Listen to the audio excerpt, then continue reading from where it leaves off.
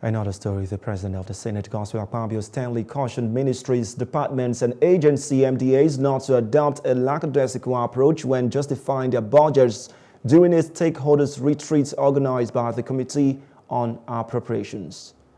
Represented by the Deputy Senate President, Senator Jibrin Barao, Akpabio emphasized the potential consequences of non-compliance by individuals or agencies in the eventual passage of the 2024 Appropriation Bill. However, let me state clearly that the National Assembly will not tolerate attitude from government functionaries in all MDAs in relation to issues surrounding their defenses of submissions and our resolve to maintain the January to December budget cycle. I mean attitudes that are not in consonance with our zeal to the passage of budget, so that we maintain that cycle, our budget cycle of January to December of every year. Meanwhile, the Minister of Finance, Wale Edun, stressed Nigeria's depleted fiscal space and the imperative need to focus on concessional funding and climate financing. Just yesterday evening, the IMF Managing Director, her opening statement was that with all the shocks that the world has suffered, Ukraine, climate incidents, COVID, which is effects are still being felt, that the fiscal space is exhausted. And we agree with that. I agree with that. Nigeria's fiscal space is exhausted. And the solution, as you probably heard earlier today, is that we have to focus on the concessional funding, the cheaper funding, the even free funding, and climate financing is the way.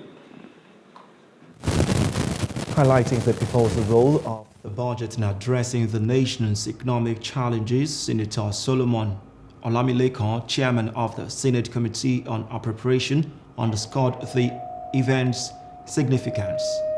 He emphasized its continuation from the 10th National Assembly's efforts to ensure an inclusive budget process for the nation and maintain the commitment to the January-December budget cycle.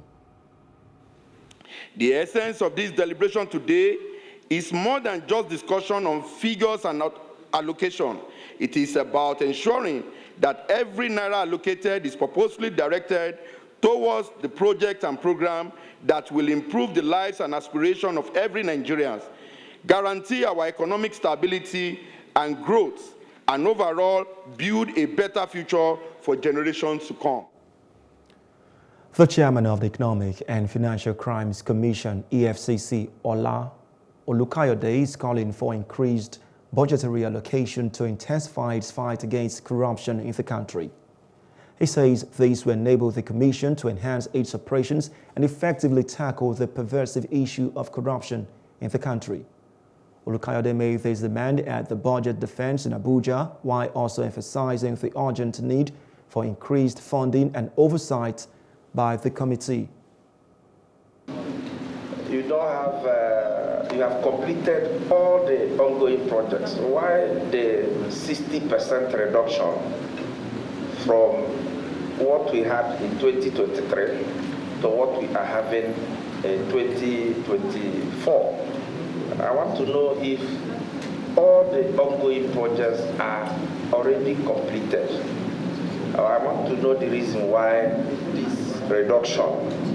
If you look at it, in 2023, you have 2,537,086.00.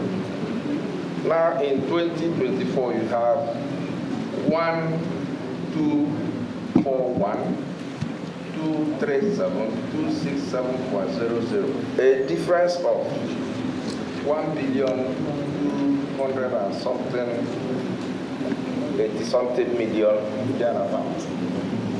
So this is a very big shift from what you had in 2023. Earlier, the chairman of the House Committee on Financial Crimes, Honorable Ginger Obinna, had noted that it is the responsibility of the committee to carry out oversight functions while promising to address loopholes in the agency.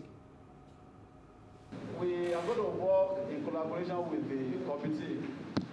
The job of the committee is to oversight, the implementation of this budget as well. Step by step, point by point, monthly basis, quarterly basis, we have put mechanism in place to ensure that if we give you the opportunity to have your approval for our total proposal, we also want to confirm that it will be implemented to the last kobo. Provided we have full releases for the money we are proposing, for the budget we are proposing.